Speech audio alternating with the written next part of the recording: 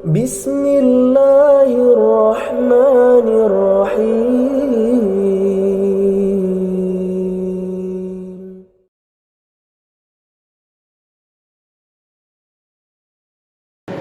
Bismillahirrahmanirrahim. Assalamualaikum warahmatullahi wabarakatuh. Innal hamdalillah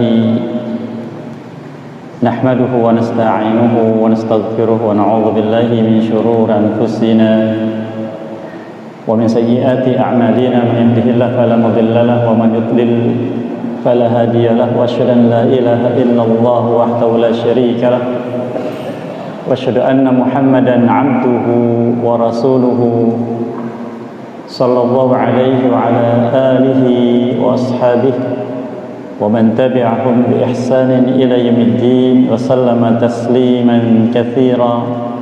Amma ba'd. Ikhwani al-fudala rahimani Allah wa iyyakum. Alhamdulillah, pada kesempatan malam yang berbahagia ini Allah Azza wa Jalla masih memberikan kesempatan untuk kita hadir kembali di majlis yang mulia ini, di rumah Allah Azza wa Jalla. Semoga Allah Azza wa Jalla senantiasa memudahkan kita untuk meniti jalan kebaikan yang mengantarkan insyaallah kepada keridhoannya dan menjadi sebab bagi kita sekalian untuk bisa mendapatkan ampunan dosa kita selama ini dan juga jalan untuk bisa mendapatkan kemuliaan di sisinya. Kita masih bersama faedah dari petunjuk ayat Al-Quran, masih bersama surat Al-Baqarah, dan kita akan masuki insyaallah ayat yang ke-82. Namun sebelumnya mohon untuk dibacakan lebih dahulu. Tafadhal.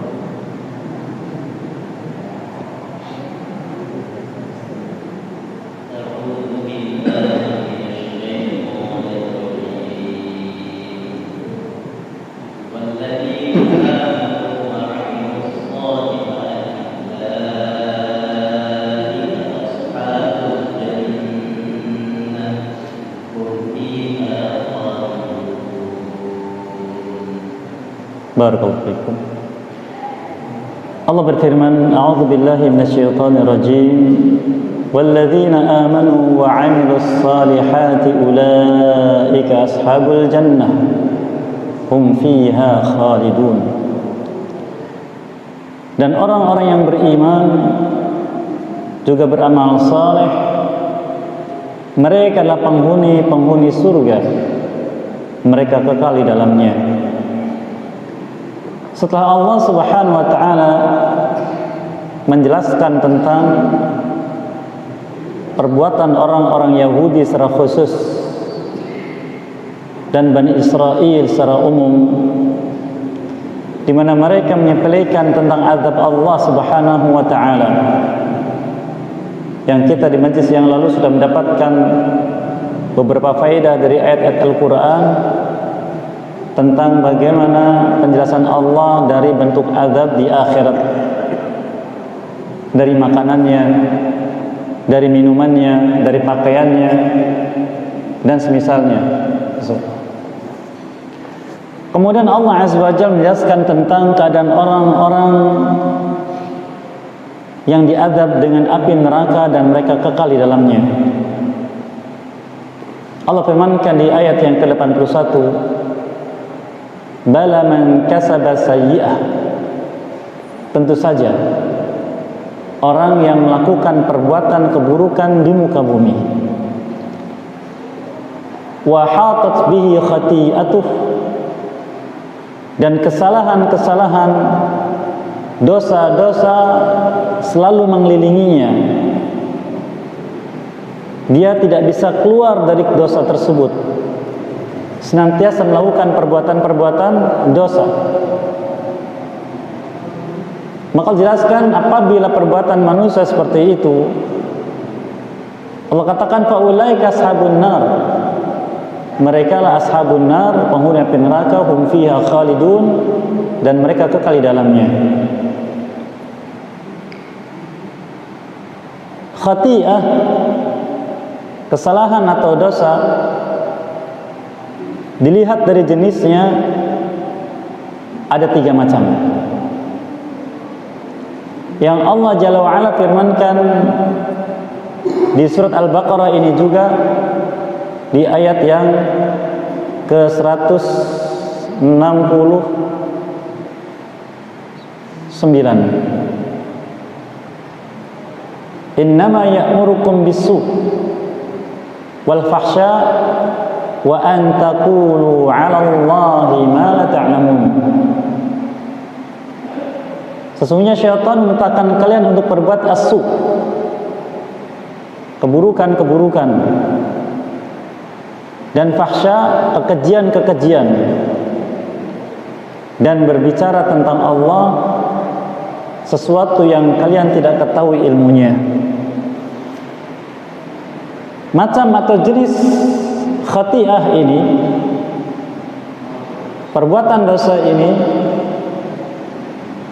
dilihat dari siapa yang terkait dengan dosa ini. Apakah diri sendiri atau orang lain atau Allah Jalla wa'ala sebagai pencipta. Maka kita harus mengetahui jenis-jenis khati'ah, jenis-jenis kesalahan atau dosa, karena terkait dengan taubatnya dan terkait dengan jenis hukumannya di dunia atau di akhirat. Maka apabila dosa tersebut terkait dengan diri sendiri atau bahkan terhadap Allah Subhanahu wa ta'ala, maka Allah mencukupkan pelakunya untuk bertobat antara dirinya dengan Allah Subhanahu wa ta'ala. Untuk bertobat antara dirinya dengan Allah Subhanahu wa ta'ala. Tetapi apabila terkait dengan hukukul adami, yang perbuatan-perbuatan ini kemudian lebih dikenal dengan fawahish, kekejian-kekejian, maka dituntut untuk istibra'ul hukuk, melepaskan diri dari hak, menunaikan hak, dan mengembalikannya kepada pemiliknya. Apakah terkait dengan harta atau terkait dengan harga diri. Dan dengan mengetahui jenis-jenis dari khati'ah ini, agar kita waspada dan berusaha untuk tidak terperosok ke dalamnya. Karena khati'ah walaupun kita anggap ini sepele, maka ancamannya tidak sepele dari pembawa syariat, yaitu Nabi kita SAW. Sebagai contoh, Nabi kita SAW ketika beliau melewati 2 kuburan, beliau bersabda, dan hadis ini ditolak oleh orang-orang Mu'tazilah, karena hadis ini menetapkan tentang adanya azab kubur dan mereka menolak adanya azab kubur. Hadis ini disebutkan dalamnya ketika beliau melihat 2 kuburan, innahuma la yu'adzaban, keduanya sekarang sedang diazab. Wa ma yu'adzabani fi kabir, tidaklah mereka diazab karena sebab yang besar. Bala innahu kabir, padahal yang mereka lakukan itu adalah besar. Dikatakan tidak besar menurut pelakunya, dikatakan besar oleh syariat.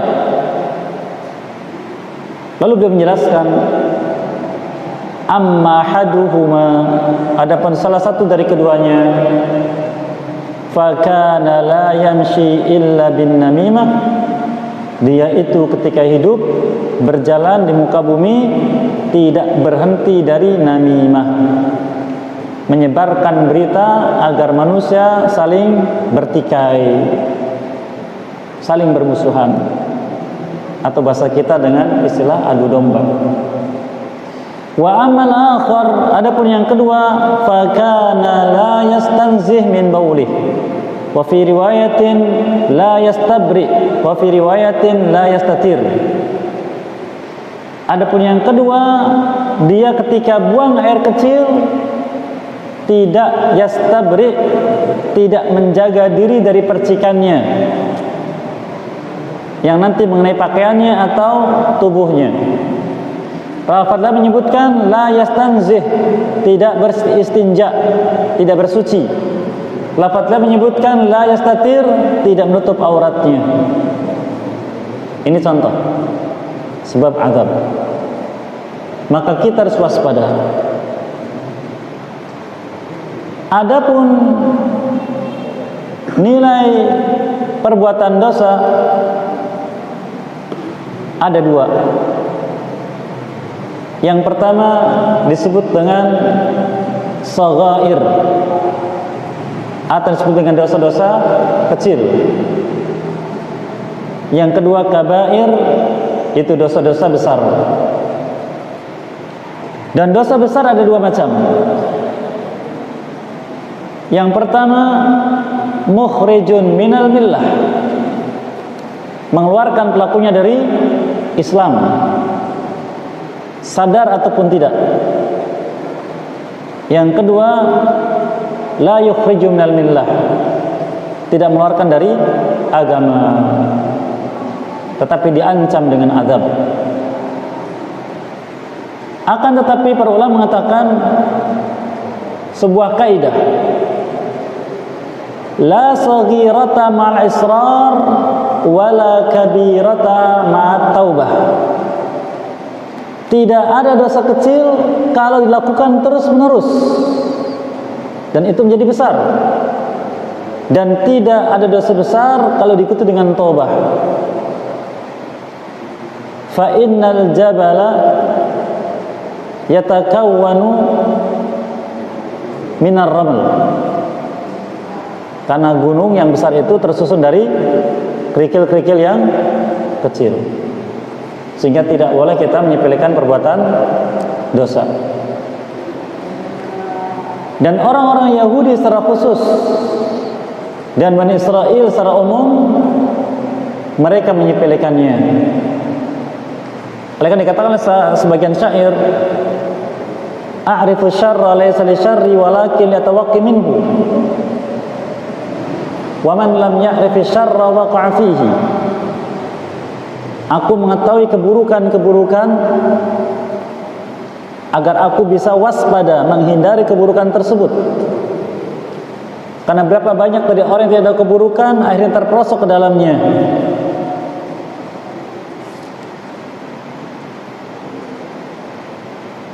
Allah Azza wa Jalla menyebutkan tentang Bani Israel, bala man kasaba sayyi'ah, tentu saja orang yang melakukan perbuatan sayyi'ah, perbuatan dosa.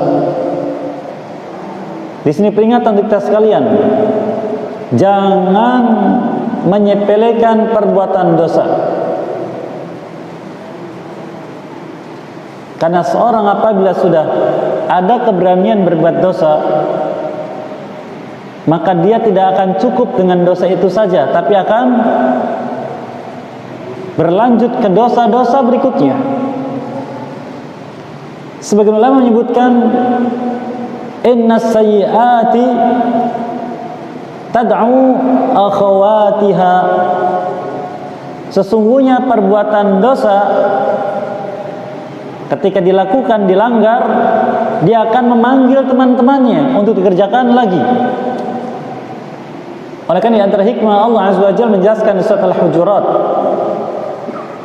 Allah Azza wa Jalla menyebutkan di surat Al-Hujurat ketika Allah menyebutkan larangannya kepada orang beriman untuk melakukan su'udzon.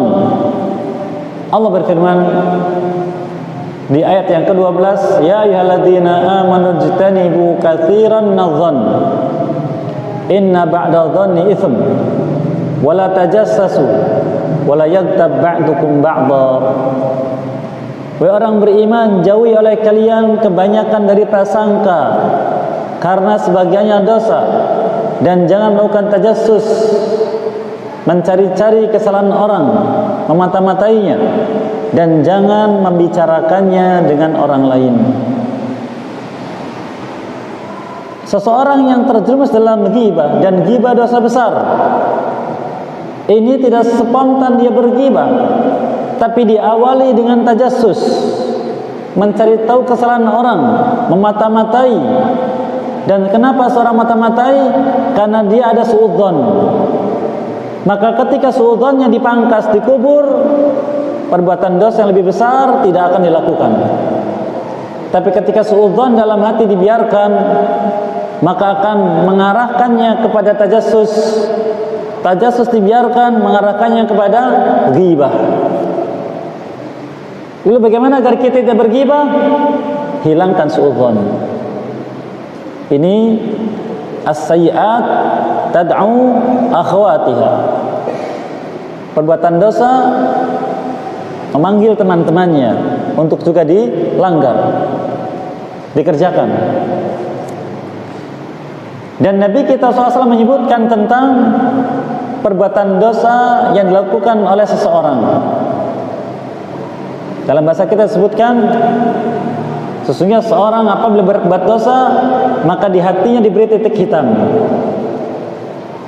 Bila dia beristighfar, bertobat, maka akan hilang titik hitam ini. Tapi bila dia berbuat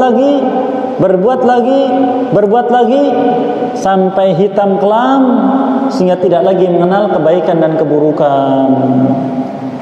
Terkotori hatinya oleh perbuatan keburukan atau dosa. Maka bila seperti itu, Allah katakan wa ahatat bi khati'atuh, sehingga dosa-dosa mengelilingi dirinya, sehingga melangkah ke depan berbuat dosa, ke belakang berbuat dosa, ke kanan berbuat dosa, ke kiri berbuat dosa, kemanapun berbuat dosa. Maka kalau sudah begitu, waspada ancaman Allah, faulaika ashabun nar. Mereka ini termasuk ahli neraka. Lalu bagaimanakah seseorang yang hidupnya ahatat bi khati'atuh, selalu dikelilingi dengan kesalahannya, kemana-mana berbuat kesalahan dan dosa? Apabila hatinya sudah tidak lagi punya rasa, tidak lagi punya rasa takut, tidak lagi punya kekhawatiran dari akibat buruk perbuatannya. Namun apabila masih ada kegalauan hati ketika berbuat maksiat, kekhawatiran, rasa takut, paling tidak rasa malu dilihat orang, maka ini harapan. Nabi kita menyebutkan SAW, kullu ummati mu'afa illal mujahirin. Setiap umatku pasti dimaafkan dari dosanya, kecuali yang sudah terang-terangan berbuat dosa, hilang rasa malunya. Beliau juga bersabda SAW, al-haya'u wal iman qurana'u jami'an, fa idza rufi'a ahaduhuma rufi'al akhar. Malu dan iman selalu bersama. Apabila dicabut salah satunya, yang lainnya akan ikut pergi. Maka beliau bersabdakan juga, la ya'til haya'u illa bi khairin. Tidaklah rasa malu datang pada seseorang melainkan dia membawa kebaikan.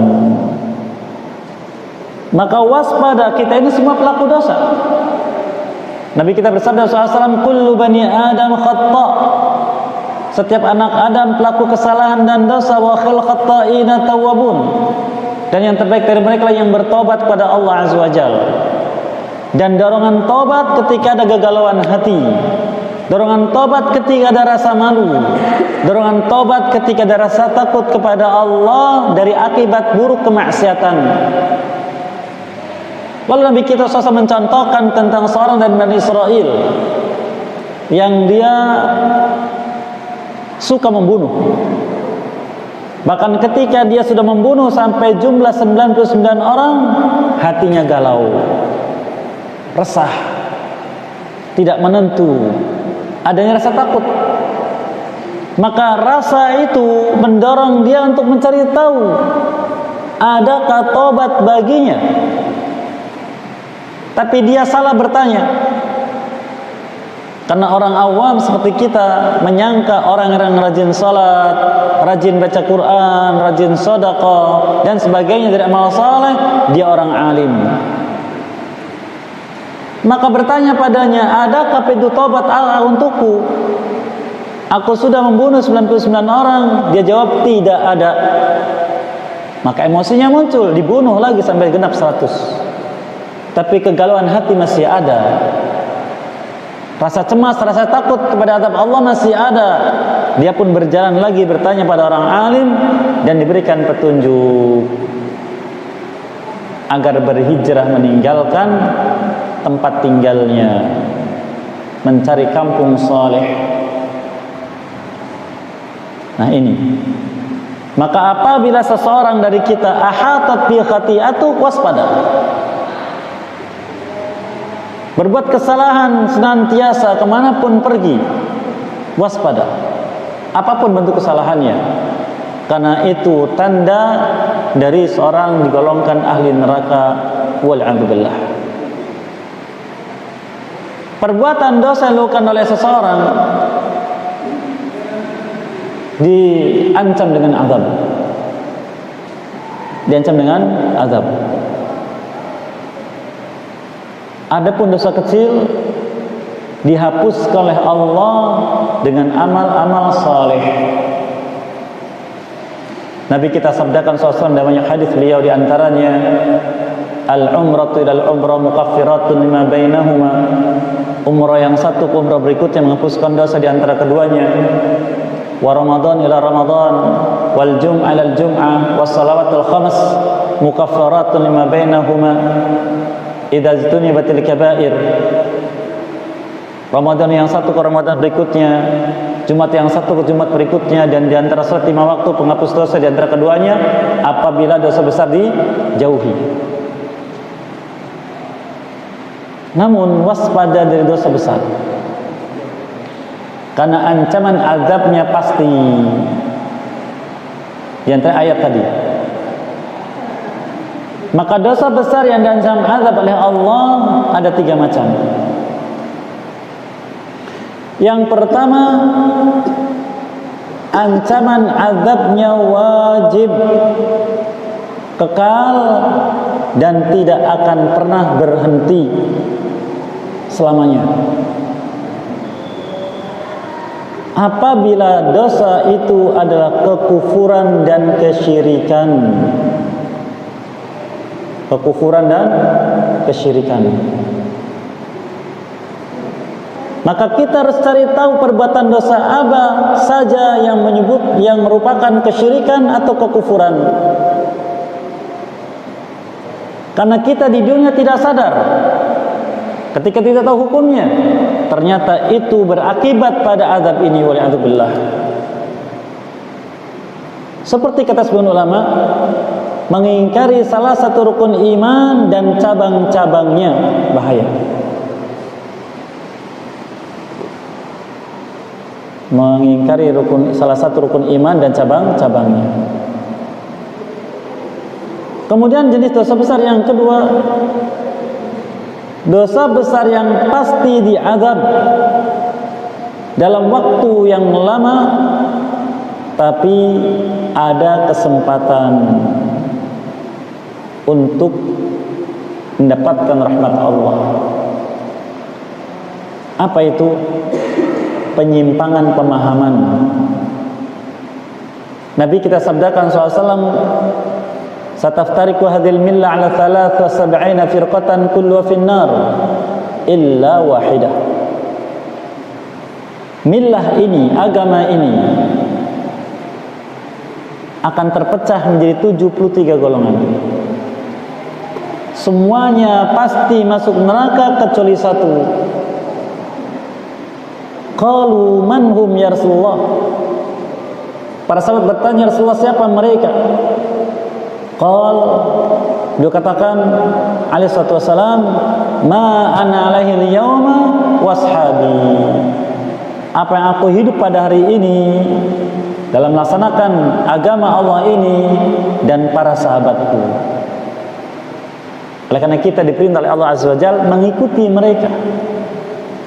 Di surat At-Taubah di ayat 100 Allah menyebutkan was-sabiqunal awwalun minal muhajirin wal ansar walladzina tabauhum bi ihsan radhiyallahu anhum wa radu an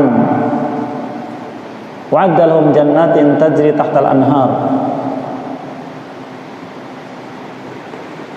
Golongan pertama yang sampai pada derajat sabiqun, tertinggi dalam iman, dari kalangan muhajirin dan ansar, para sahabat Nabi SAW yang dipilih, dan orang-orang yang mengikuti mereka dari generasi setelahnya. Allah dengan mengikuti dengan cara yang baik, Allah ridho pada mereka dan mereka ridho pada Allah, dan Allah persiapkan bagi mereka surga yang mengalir dari bawahnya sungai-sungai. Ini yang kedua. Yang ketiga, dosa besar selain itu.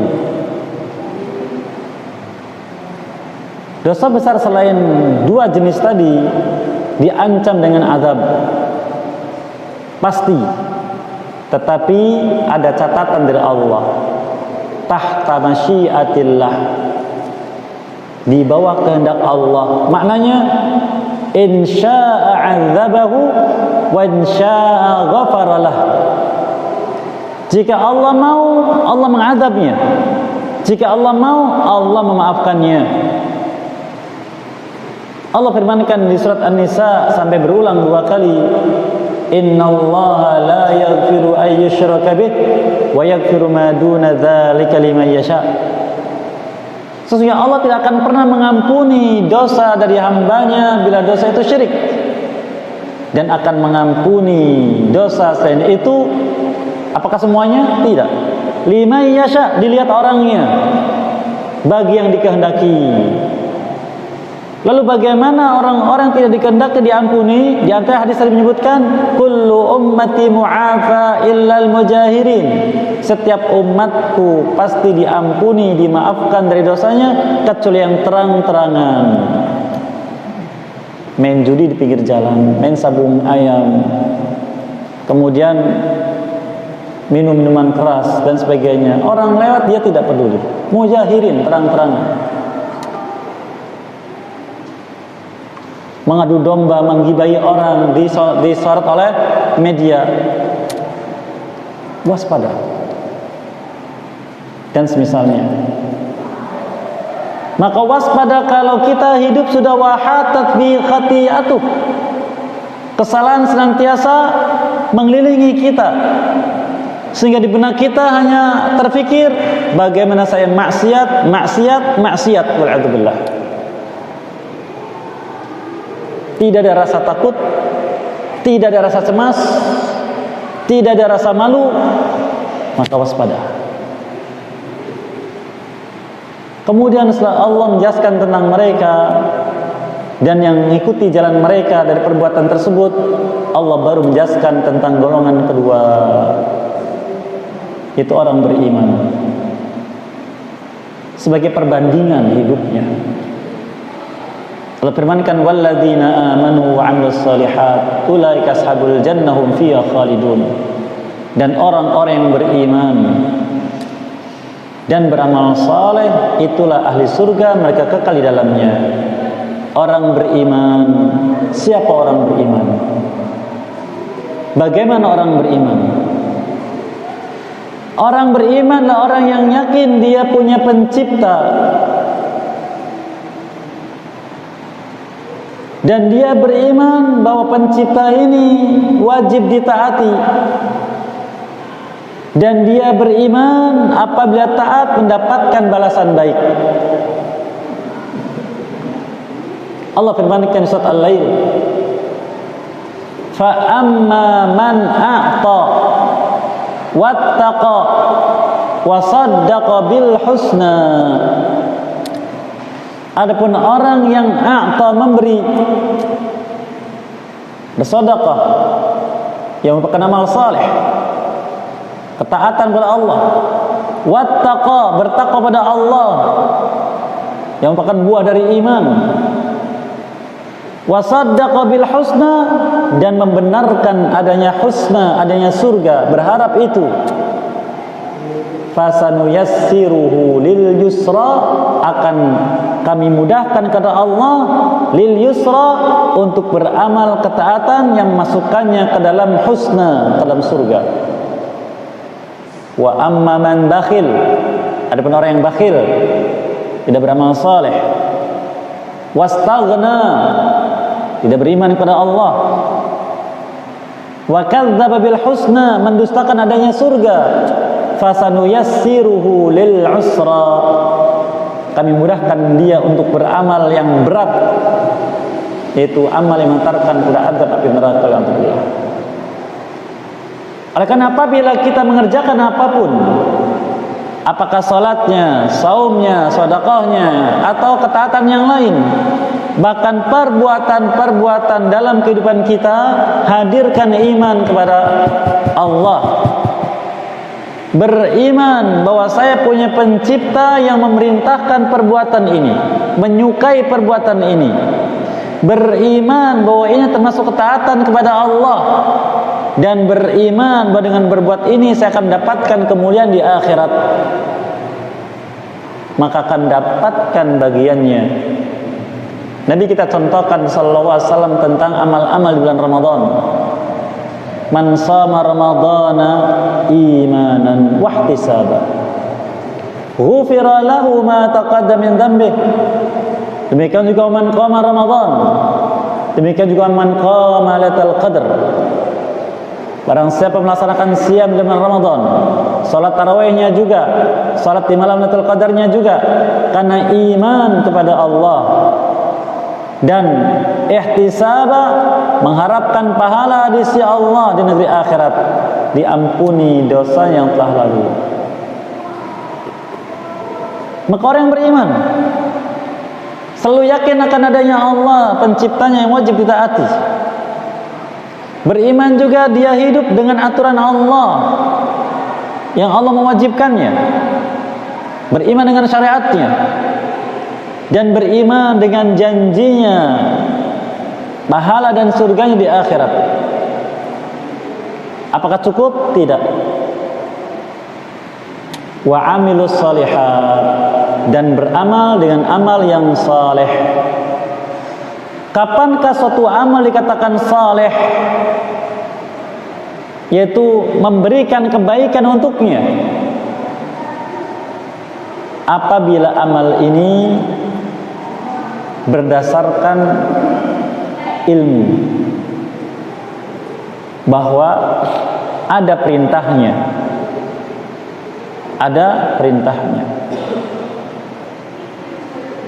dan ilmu ini menghantarkan pada ikhlas, juga menghantarkan untuk melaksanakannya sesuai dengan contoh dari Nabi sallallahu alaihi wasallam. Allah firmankan di akhir surat Al-Kahfi, "Faman kana yarju liqa'a rabbih falyamal 'amalan shalihan wa la yusyrik bi'ibadati rabbih ahada." Barang siapa ingin nanti di akhirat berjumpa dengan Rabb-Nya, berjumpa dengan Allah Subhanahu wa taala, maka adalah dia beramal dengan amal yang saleh, mengikuti perintah dari Nabi SAW, dan tidak beribadah kepadanya dengan syirik terhadap apapun, maka barulah menjadi saleh. Maka ketika kita salat di sini, salat amal saleh, tapi belum tentu saleh bagi kita. Karena sebagian ulama menjelaskan bisa jadi seorang ketika sedang beramal, mengamalkan syariat agamanya, saat itu juga dia sedang bermaksiat yang Allah murka kepadanya. Kapan? Pertama, ketika riya. ketika riya. Yang kedua, menyelisihi aturan dari Nabi-Nya sallallahu alaihi wasallam. Allah berfirman tentang masalah riya atau niat yang tidak ikhlas. Allah sebutkan di surat Hud di ayat yang ke-15 dan 16. Man kana yuridul hayatad dunya wa zinataha nuwaffi ilaihim a'malahum fiha wa hum fiha la yubkhasun. Ulaika alladziina laysa lahum fil akhirati ilan nar wa habita ma sana'u fiha wa batilun ma kanu ya'malun. Barang siapa ingin dengan amal yang dia kerjakan untuk mendapatkan kehidupan dunia dan perhiasannya, kami tunaikan untuk mereka sebagai balasan amal mereka di dunia ini, dan mereka tidak dirugikan dari balasan tersebut. Itulah orang-orang yang di akhirat nanti tidak mendapatkan apapun balasannya kecuali api neraka, sedangkan amal yang mereka lakukan gugur dan batal pahala dari amal yang mereka kerjakan. Di surat Az-Zumar Allah Azza wa Jalla menyebutkan tentang orang yang riya dalam amalnya, berbuat syirik dalam amalnya. Allah firmankan di ayat yang ke-65, "Lain asyrakta la yahbatanna 'amaluk wa la takunanna minal khasirin." Jika engkau berbuat syirik wahai Muhammad SAW dalam amalmu, niscaya amalmu gugur dan engkau di akhirat termasuk orang yang merugi. Maka waspada dari riya. Allah firmankan di surat Al-Ma'un, "Fawailul lil musallin." Celaka bagi orang yang salat. Beramal tidak dia? Beramal, salat amal saleh, tapi celaka kata Allah. Dicela. Fawailul musallin. Apa sebabnya? Alladzina hum 'an salatihim sahun. Karena mereka lalai dari salatnya, yaitu dia salat tapi menunggu akhir waktu. Yang pertama. Yang kedua, alladzina hum yura'un. Mereka juga riya. Maka waspadai dari dua perkara ini. Maka pastikan ketika kita ibadah, khususnya salat kita, ikhlas. Berharap balasan hanya dari Allah semata, yang sifatnya ukhrawi. Dan yang kedua, waspada dari menyelisih pelaksanaannya dari aturan Nabi SAW. Karena beliau beliau bersabda dalam masalah salat, "Sallu kama ra'aitumuni usalli." Salatlah kalian sebagaimana kalian melihat aku salat. Sesuaikan salat kalian dengan salat. Mereka juga dengan haji, beliau katakan, "Litakhudhu anni manasikakum."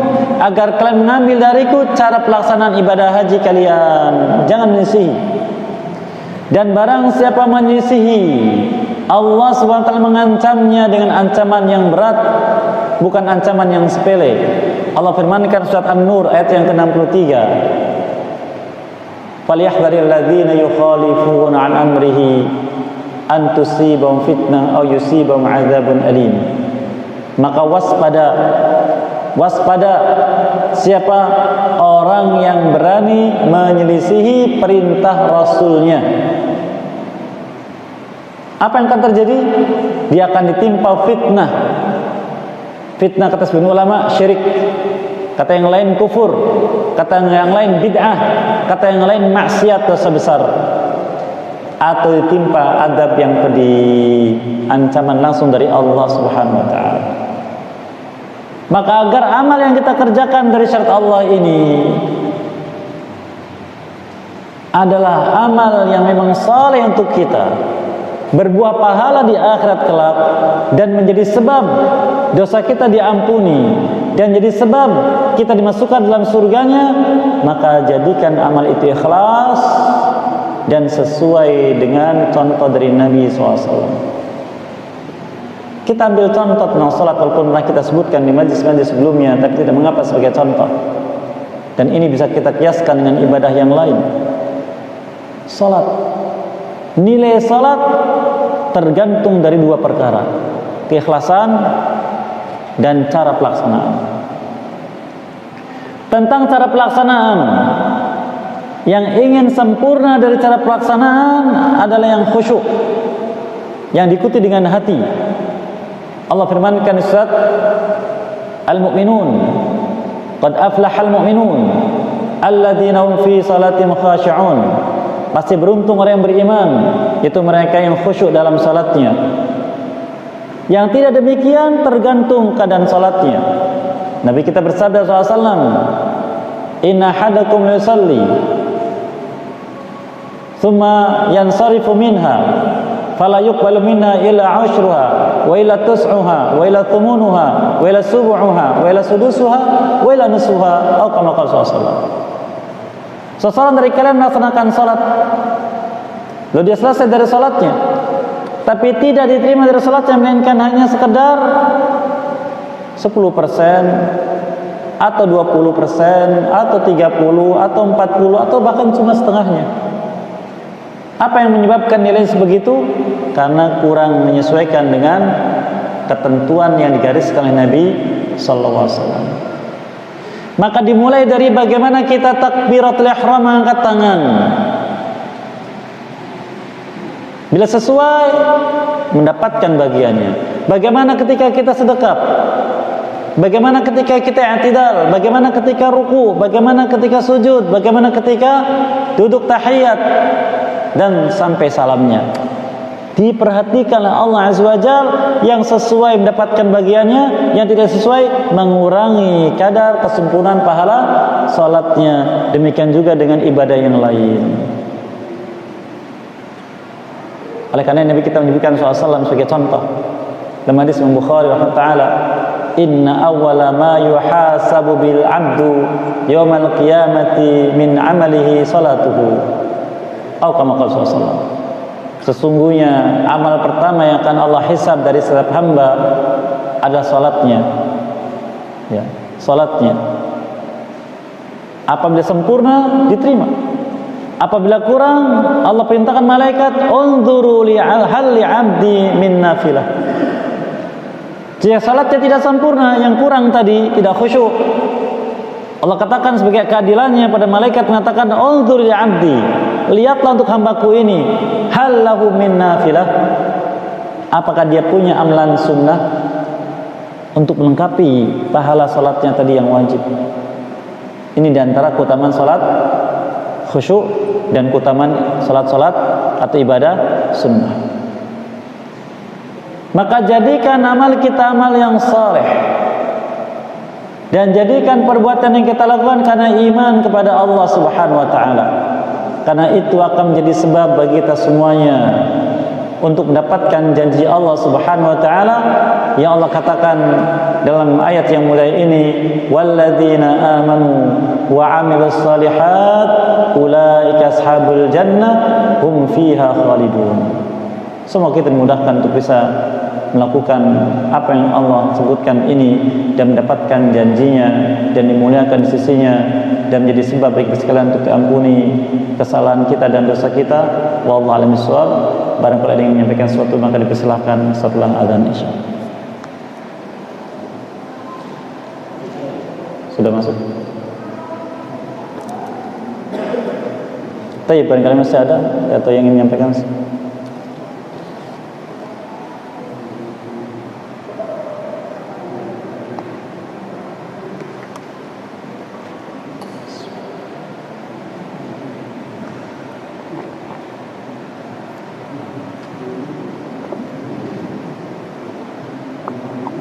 Ada ikhwan?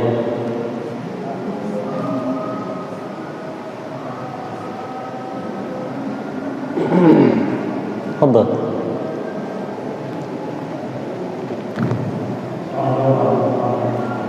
Salam. Apakah dosa orang tua yang sudah meninggal bisa diampuni oleh anak yang masih? Caranya gimana? Waalaikumsalam warahmatullahi wabarakatuh. Barakallahu fikum. Bismillahirrahmanirrahim. Wassalatu wassalamu ala Rasulillah. Dosa orang tua yang telah lalu, apakah bisa Allah mengampuninya dengan sebab anaknya? Tergantung dari dosa yang dilakukan oleh orang tuanya. Apabila dosa ini terkait dengan syirkun akbar, syirik besar, atau kekufuran, maka ini Allah tidak bisa mengampuninya, karena ayat jelas innallaha la yaghfiru ayyushraka bih. Sehingga Allah tidak mengampuni dosa syirik. Namun bila dosa selain itu, maka mungkin di mana Nabi kita sudah menyebutkan 3 amalan yang akan terus mengalir pada orang yang sudah meninggal dunia. Di antaranya adalah waladun salih yad'u lahu, anak saleh yang mendoakannya. Oleh karena yang sangat dibutuhkan oleh orang tua kita yang sudah wafat adalah doa kita. Allahumma ighfir lahu warhamhu, Allahumma ighfir lahu warhamhu, dan seterusnya. Allahu a'lam. Kita lanjutkan insya setelah adzan isya. Baik, barakallahu. Tafadhal, silakan, Pak. Assalamualaikum warahmatullahi wabarakatuh. Waalaikumsalam warahmatullahi wabarakatuh. Ustaz, untuk menghindari pemanfaatan atau keburukan, adalah kita harus mempunyai tingkatan keimanan yang kuat. Nah, ini yang tingkatan keimanan yang paling kuat adalah membenci dan mencintai Allah. Baik, barakallahu fikum.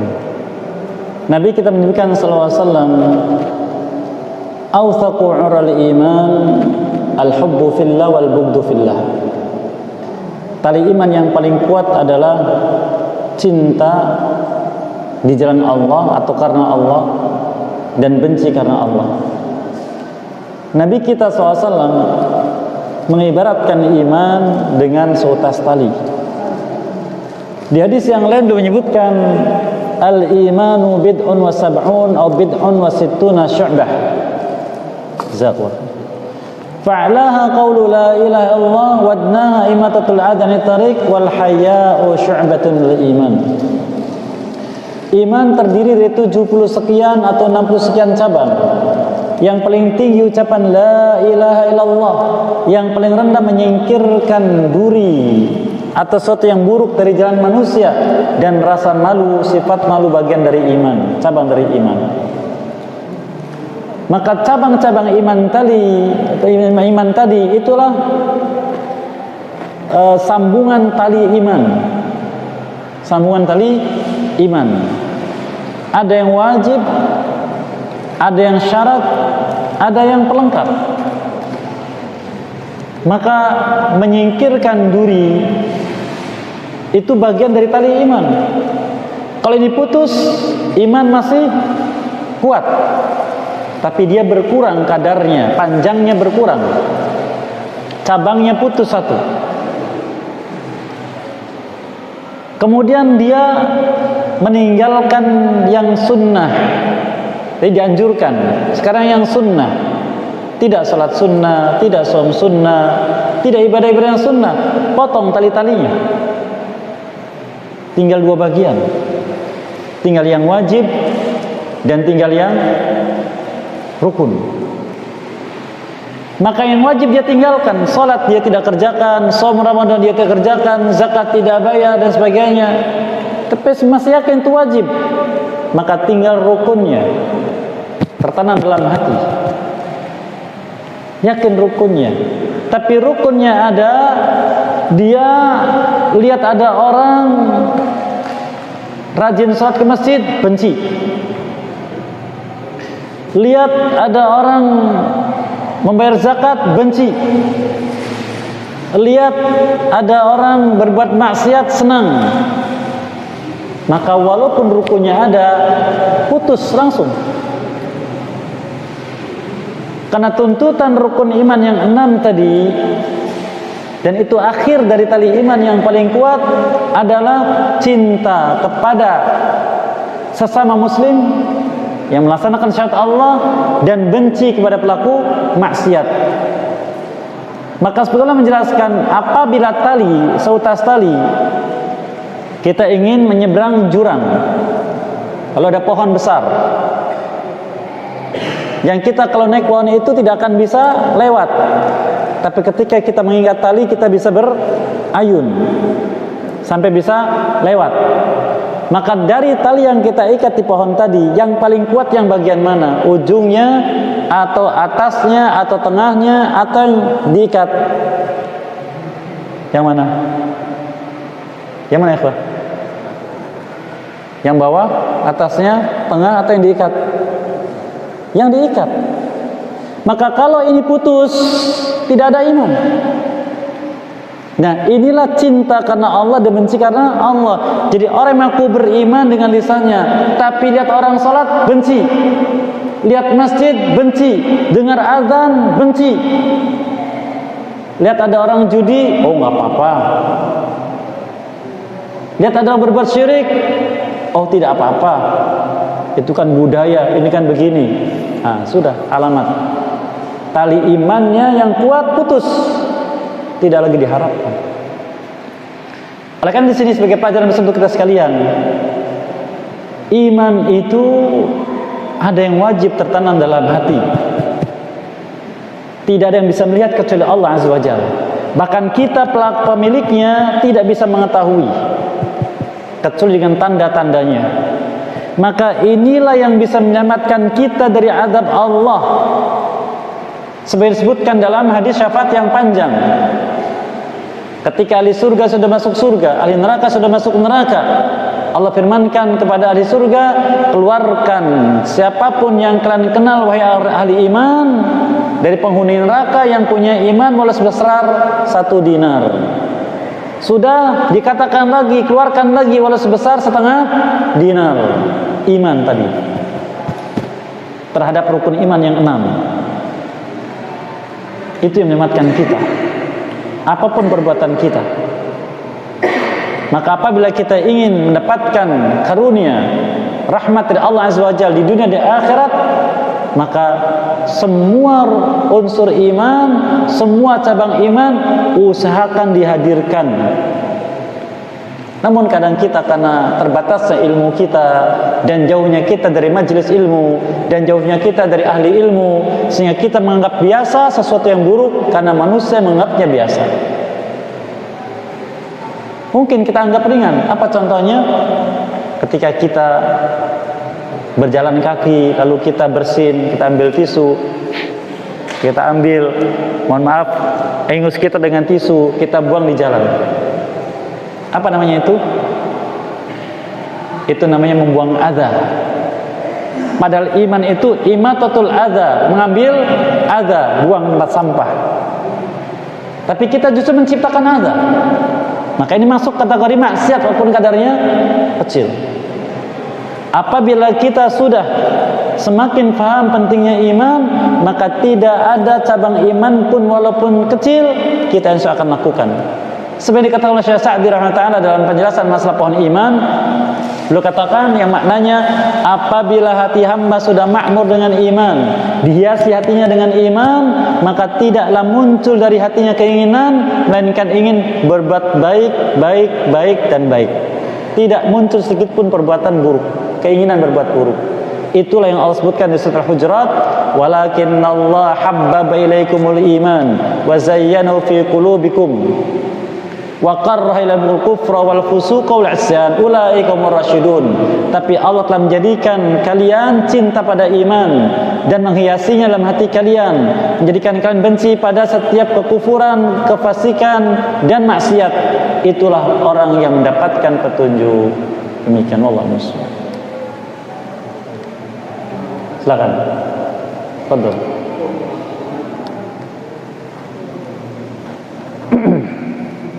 Assalamualaikum warahmatullahi wabarakatuh. Waalaikumsalam. Apa yang dimaksud dengan muamalah dan ada berapa macam? Ya. Ini maksud dengan muawanah. Apa yang dimaksud dengan muamalah dan ada berapa macam? Baik, muamalah. Muamalah artinya adalah pergaulan seseorang dengan selainnya. Dan ini secara umum ada 3 macam. Ada muamalah hamba dengan dirinya sendiri. yaitu menunaikan hak diri. Bila dia tidak menunaikan hak diri, maka dia zalim pada diri sendiri. Contohnya, harusnya tidur malam cukup, tapi dia begadang malam, akhirnya bagaimana? Terlewat salat subuhnya. Zalim pada diri sendiri. Mengkonsumsi sesuatu yang membuatnya sakit.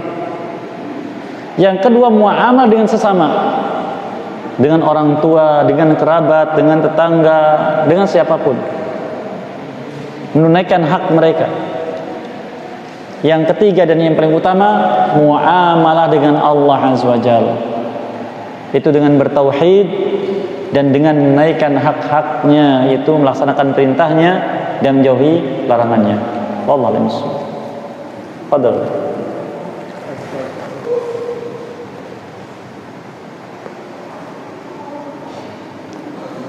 Assalamualaikum warahmatullahi wabarakatuh. Waalaikumsalam warahmatullahi wabarakatuh. Ustaz, dalam ajaran Islam kan tidak boleh berkorban laki-laki dan perempuan yang haram. Iya. Bagaimana dengan kondisi saat ini tentang senarnya gojek atau bukan? Sedangkan misalkan di mobil berdua atau motor berdua yang bukan makromnya dan berlainan dari terima kasih. Baik, barakallahu fiikum, masyaallah. Nabi kita bersabda SAW, la yakhluwanna ar-rajul bimra'atin illa wa thalithuhuma syaitan. Tidaklah seorang laki-laki berdua dengan perempuan, melainkan yang ketiganya adalah syaitan. Contoh ringan, kalau seorang dari kita naik sepeda motor, lalu ada perempuan asing bonceng minta diantar, apa yang terjadi di hati kita? Apa yang terjadi? Galau. Apalagi mencium bau parfumnya, ya kan? Apalagi dia pegang perut kita atau pundak kita, apa yang terjadi? Benarlah sabda Nabi sallallahu alaihi wasallam, syaitan berbicara. Demikian juga disabdakan, ya Rasulullah, wa kaifal hamd? Ya Rasulullah, bagaimana dengan ipar? Alhamu al-maut, ipar itu kematian. Banyak tidak terjadi zina antara ipar dengan ipar? Banyak, ketika mereka terbiasa berdua dalam rumah. Kenapa ipar dikatakan maut? Kalau seorang berzina dengan iparnya, apa hukumnya zina dalam Islam? Rajam, kematian. Lalu solusinya bagaimana? Kita yang dalam menjalani hidup, Allah Azza wa Jalla memberikan solusi. Di surat At-Talaq Allah menyebutkan, wa may yattaqillah, barang siapa bertakwa pada Allah. Apa itu takwa? Beriman terhadap Allah Azza wa Jalla, terhadap syariatnya, dan balasan di akhirat. Apakah kebaikan untuk kebaikan, keburukan untuk keburukan.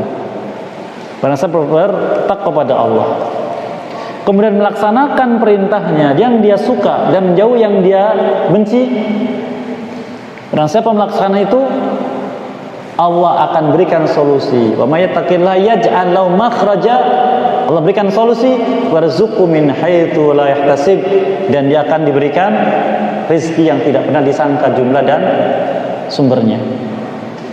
Kalau misalkan seorang ingin pergi bekerja, seorang wanita naik angkutan khusus dengan aplikasi, ini masih berdua dengan lawan jenis, maka dahulukan takwa pada Allah. Saya takut Allah murka, maka ketik aplikasi, bisa tidak pesan pengemudinya perempuan? Bisa tidak? Kalau bisa, alhamdulillah, solusi dari Allah SWT. Kalau tidak, bagaimana? Maka bagaimana saya naik angkutan yang kira-kira tidak terjadi khalwat? Tidak ada. Allah akan berikan solusi yang mungkin saat ini atau saat kapanpun tidak hadir, tapi saat itu dihadirkan. Dan ulama menyebutkan, siapapun dari hamba Allah yang menghadapi suatu masalah, kemudian sebelum melaksanakan apapun, dia bertakwa dulu pada Allah, saat itu Allah berikan solusi. Walaupun belum tergambarkan solusinya, Allah yang berikan. Dan kita harus yakin dengan ayat tadi, wa may yattaqillaha yaj'al lahu makhraja. Minimalnya kita takut kalau ini adalah perbuatan dosa yang membinasakan kita. Wallahu a'lam. Baik, saya demikian. Sekali lagi mohon maaf atas kesalahan dan kekeliruan. Semoga memaafkan semua dan apa yang baik semoga diberkahi dan mudahkan bisa mengamalkannya. Wallahu waliyudzalikal qadir alaih. Wa sallallahu Muhammadin wa ala alihi wa sahbihi ajmain wa akhiru da'wana alhamdulillahirabbil alamin. Subhanakallahumma bihamdik asyhadu an la ilaha illa anta astaghfiruka wa atubu ilaik. Assalamualaikum warahmatullahi wabarakatuh.